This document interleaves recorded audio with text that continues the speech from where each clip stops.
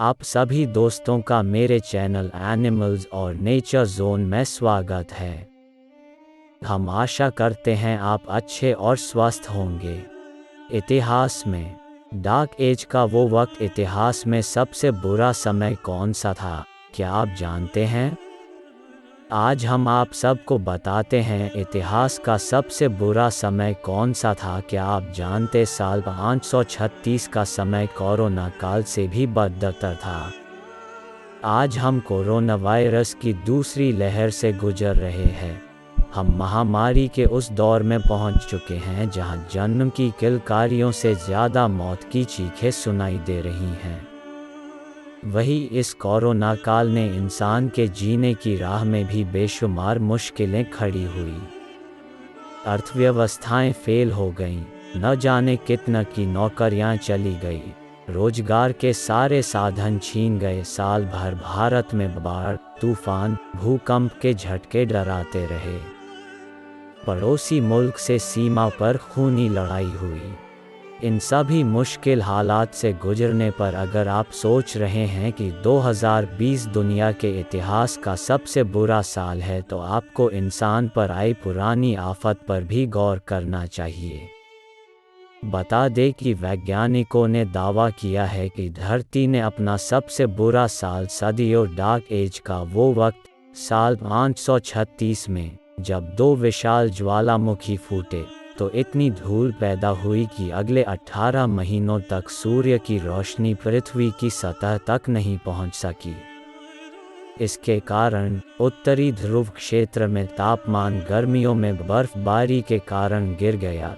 धूप के अभाव में फसलें नष्ट। शोध रिपोर्टों के अनुसार जब एक ज्वालामुखी फूटता है तो यह वातावरण में सल्फर, बिस्मथ और अन्य पदार्थों को छोड़ता है। ये ऐसी पदार्थ हैं जो पहले से ही वायुमंडल में मौजूद हैं और विस्फोट के बाद वायुमंडल में उनकी मात्रा बढ़ जाती है। हवा में इन पदार्थों की अधिक मात्रा के कारण धुंध जमा हो जाती है जो सूर्य के प्रकाश को पृथ्वी पर आने से रोकती है। यदि हवा में इन पदार्थों की मात्रा बहुत अधिक है तो निम्न स्तर पर आने में वर्षों लगते हैं। वह तब तक है जब तक सूर्य का प्रकाश पृथ्वी तक नहीं पहुंचता, जो ग्रीनहाउस प्रभाव के साथ साथ अन्य प्रक्रियाओं को प्रभावित करता है।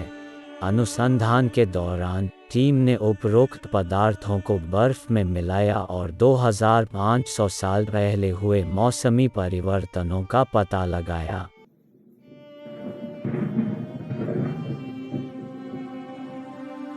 इस शोध को 2013 में स्विस आल्प्स में कोइल गेनीफैक्टी ग्लेशियर में ड्रिल किया गया था। इसके चलते 72 मीटर लंबे कोर में ज्वालामुखियों की पहचान की गई। जब यूरोप केंद्र में था, क्षेत्र के लोग बर्फीले और धूल भरे तूफानों का सामना कर रहे थे। ये ज्वालामुखी विस्फोट यूरोप के तापमान को 2000 साल पीछे ले आए। इसके साथ ही हवा में सीसे का प्रतिशत महसूस किया गया। वैज्ञानिकों ने यूरोप और आइसलैंड की झीलों में पानी और बर्फ पर सीसे की मात्रा पाई है। उस घटना के लगभग एक सदी बाद सीसा एक बहुत कीमती धातु के रूप में उभरा और एक अलग उद्योग को जन्म दिया। हालांकि यह दावा किया जाता है कि 1349 के बाद हवा से लेड खत्म हो गया। हालांकि इस शोध रिपोर्ट के आने के बाद यह इतना स्पष्ट है कि पृथ्वी जब चाहे तब कहर बरपा सकती है। भूकंप, तूफान, बाढ़ हम सालों से सहते और देखते आए हैं, लेकिन 536 में या 1346 में क्या हुआ, या अब हम क्या देख रहे हैं? वास्तव में यह प्रकृति के साथ हमारी छेड़छाड़ का ही असर है। जब पृथ्वी पर कुछ भी अतिशयोक्त किया गया है तो इसका समाधान भयानक विनाश लाया है।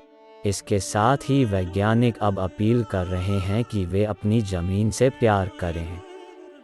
यह बहुत महत्वपूर्ण है कि हम सीमित मात्रा में संसाधनों का उपयोग करें। जितना हो सके चीज़ों को रिसाइकल करें। पर्यावरण को बचाएं ताकि जो ऑक्सीजन हमें खुले वातावरण में बिना कीमत के मिल सकती है, उसे हमें किसी सिलेंडर में दाम देकर ना खरीदना पड़े। ऐसी ही जानकारी के लिए आप हमें सब्सक्राइब कीजिए। Stay at home safe. Thank you very much for watching my video.